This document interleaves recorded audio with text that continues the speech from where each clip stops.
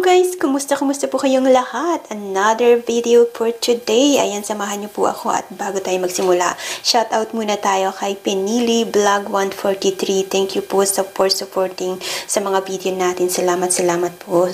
And thank you. Ayan, so balik tayo guys. Ngayong araw na to, napakaganda ng weather at pupunta kami sa swimming lesson ng aming kuya. First day niya ngayong araw na to. But anyway guys, ayan, so share ko lang sa inyo kung hindi nyo alam kapag nandito kayo sa Canada. So libre lang yung 6 months before 2 years old, under 2 years old. Ayan, libre lang po yung swimming ng mga baby.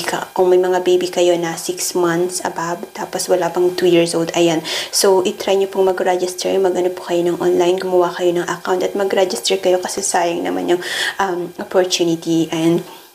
And syempre kapag new mom or bagong panganak, kailangan din natin makalabas para maiwas tayo sa postpartum. So magandang activity para sa baby at para sa mga mommy na rin. Ayan, na-share ko lang sa inyo guys at tara, samahan nyo kami at nandito na nga kami, malapit na kami sa YMCA. Tara, samahan nyo kami guys sa loob. At eto na guys, nasa loob na kami at nag-start na ang aming kuya sa kanyang training. So first day niya ngayon. So hindi namin ine-expect na makikisama siya kasi medyo masama yung pakiramdam niya.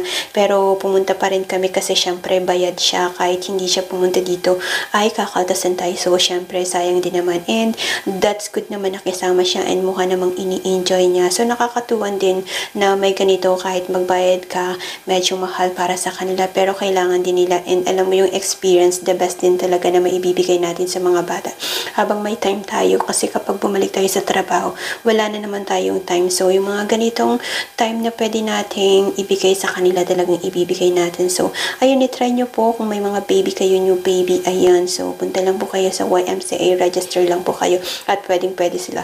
Pero yung 2 years old above, meron na siyang bayad. So ang bayad namin dito per session or per week, once a week is $20.